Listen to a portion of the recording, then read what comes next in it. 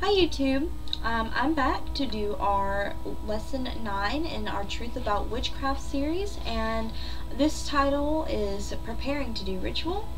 Again, as always, we are using our The Complete Idiot's Guide to Wicca and Witchcraft, and our chapter starts on page 111. There is a lot of preparation to do any type of pagan or Wiccan ritual, if you want to do it right, and that's my opinion.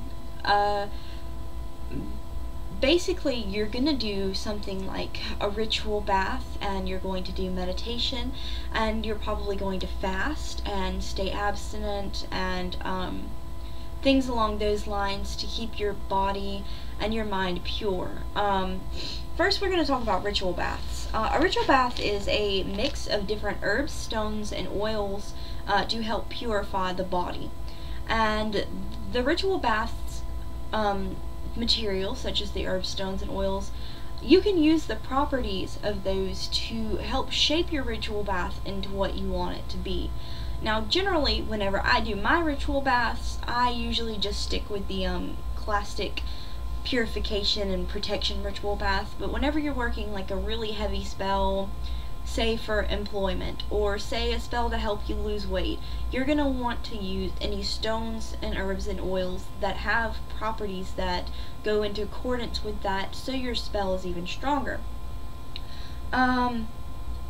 If you look on page 113, there are examples of ritual baths.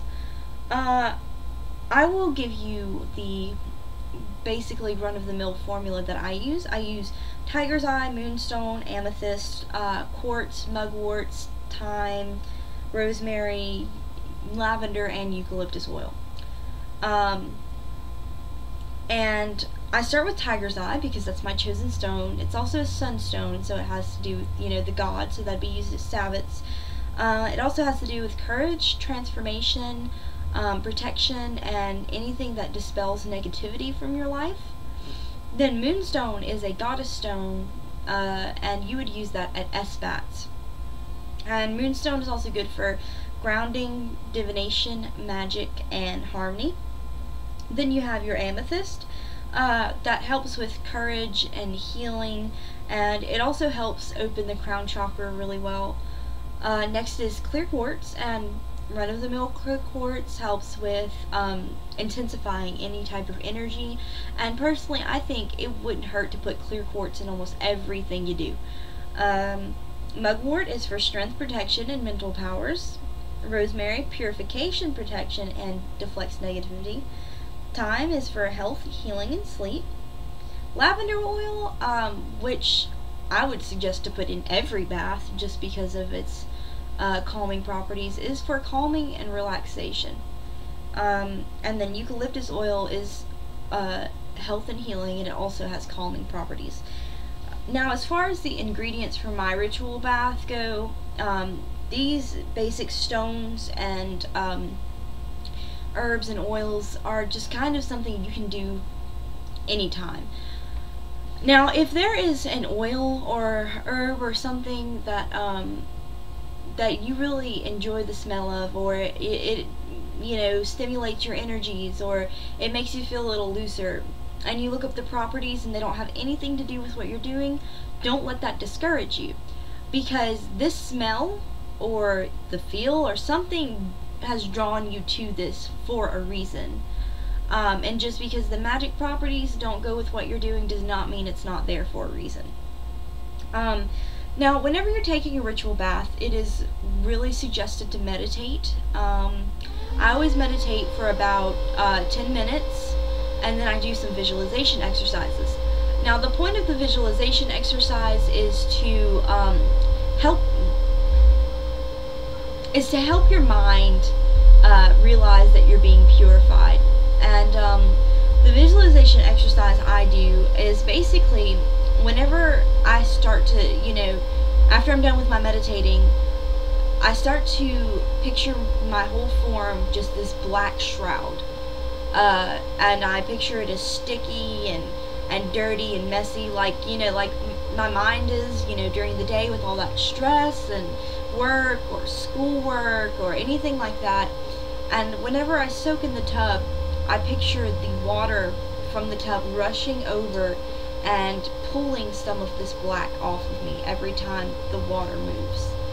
And it does this more so until you start to see this white light shine through the cracks and the crevices of the black mess, and then eventually, whenever it's gone enough to where my whole form is this white light, that's whenever I've said, okay, I'm pure, this is done, my ritual bath is over.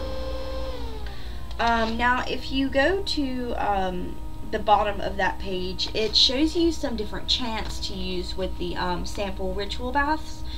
Personally, I never stick to the same chant. If I chant at all, it is not a requirement, but if I do chant, I never stick to the same one. I don't have a pre-made chant, just because my life changes from day to day. Every day I'm going to have something new that stresses me out. Every day I'm going to have something that really irks me or gets on my nerves. So personally, I feel that if I'm going to chant, it needs to be something from then, because my situation will have been different. Now, if you go to page 114, it starts talking about consecration.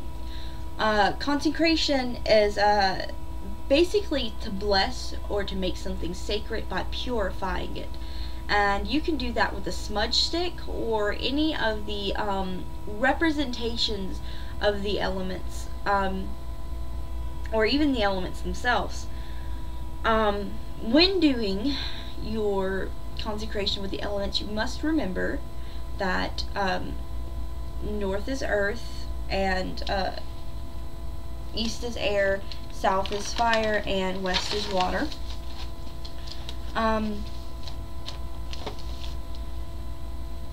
And if you look on page 114, they have different chants of how to consecrate your tools and whatnot with the different elements, saying that, you know, your incense is air, and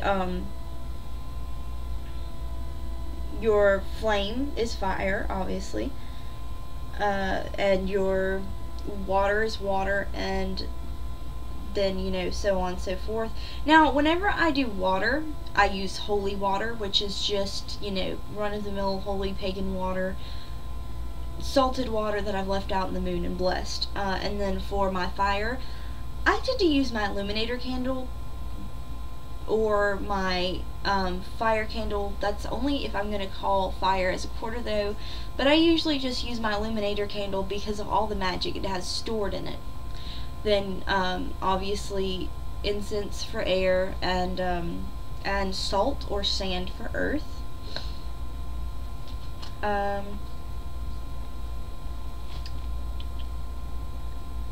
Next it goes on to actually show you on page 116 on how to manually use the elements to charge your tools.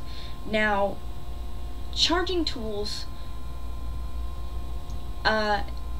usually for me, I only do that for a Sabbath, just because of the amount of time it takes and blah blah blah.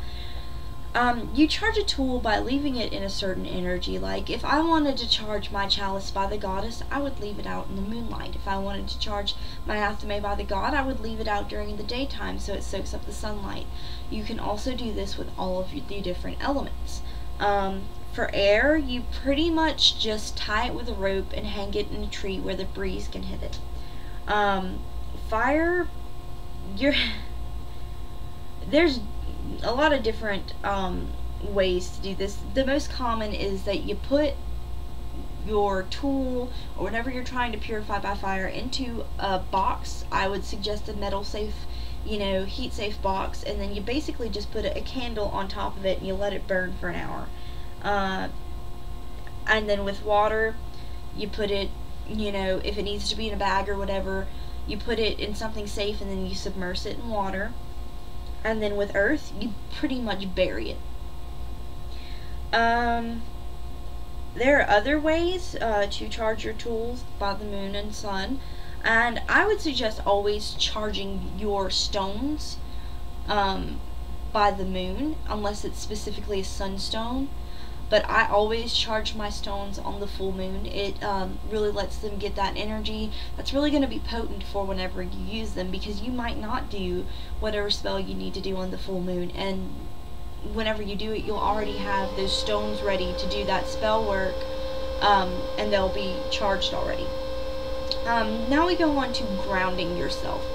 I am an advocate for grounding yourself, just because you don't want this nasty, tangled up, gross energy being emitted during ritual. Even if you take your ritual bath and you fast and you do whatever, there's still going to be some energy left in there that the ritual bath's not going to take out. So grounding yourself, literally pushing your energy into the earth, letting it purify, and then sucking it all back up, I think is the best way to go. And personally, I suggest to ground yourself before and after ritual, just because after ritual, you're going to have a lot of excess energy. If your coven raises the energy that mine does, you're going to have a lot of it, and that's not something to just walk around with for no reason, and that can really actually drain you to carry that much energy at one time.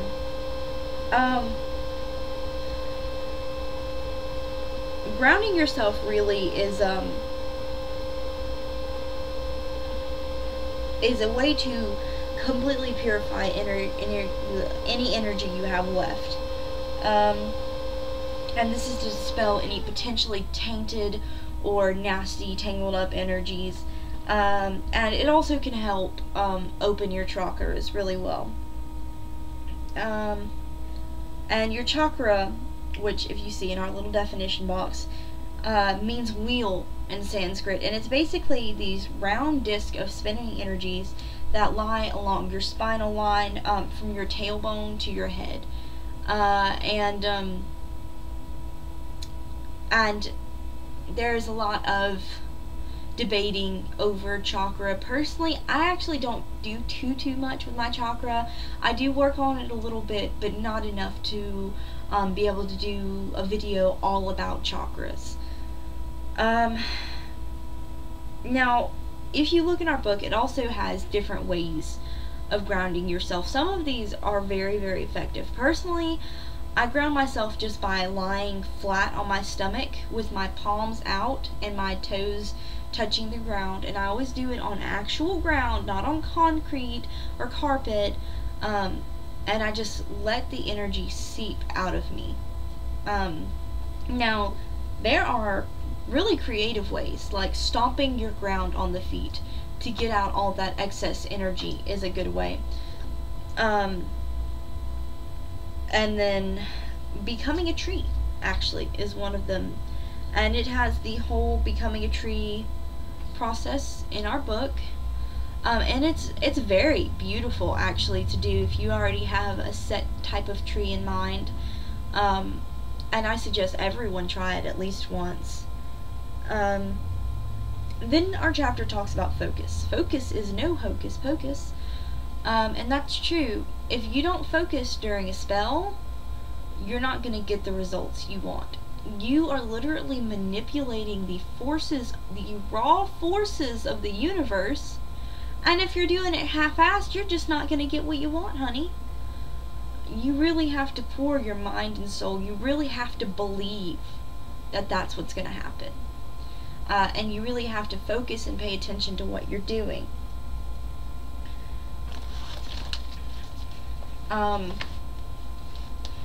A good way to start focusing is, like I said, meditating. I would suggest meditating in your ritual bath and outside the circle before you even start the ritual or spell that you're going to do, just because it gets your mind on track and you feel a lot more serene, and you know you're ready to do what work you need to do. Fasting before ritual. I'm making a disclaimer on this. Do not fast before ritual if you are diabetic, or if you're hypoglycemic, or if you have something wrong with your diet to where it would be unsafe for you to fast. Just don't do it. I generally do recommend fasting. I always fast at least 2 hours before every ritual. Now, realistically, there will be 1 or 2 times where they're cooking an after ritual feast and you smell something and you need it. But generally try if you can. And fasting doesn't mean that you don't have any substance. If you don't want to just drink water, it is permitted to drink juices and to eat honey and bread a lot of the time. So you're not gonna, crash diet. Then it goes on about magic music. Can be very, very important, can raise a lot of energy.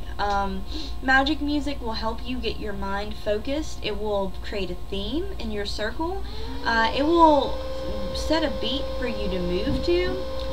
Personally, with magic music, it's better, well, at least in my opinion, to have a strong drum.